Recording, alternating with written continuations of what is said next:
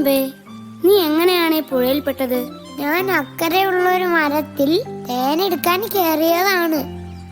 അപ്പോൾ എന്റെ കാൽ വഴുതി പുഴയിലേക്ക് വീണു. ശ്രദ്ധയില്ലാതെ മരത്തിൽ കയറി നടന്നാൽ ഇങ്ങനെ ഇരിക്കും. എന്തായാലും തക്ക സമയത്ത് തത്തപ്പെണ്ണ് നിന്നെ കണ്ടില്ലായിരുന്നെങ്കിൽ നീ ഒഴുകി കടലിൽ പോയേനെ. തത്തപ്പണ്ണേ, ഈ ഉപകാരം ഞാൻ ഒരിക്കലും മറക്കില്ല. ഇതിന് ഞാൻ എന്തെങ്കിലും നിനക്ക് പ്രത്യുപകാരം ചെയ്യും.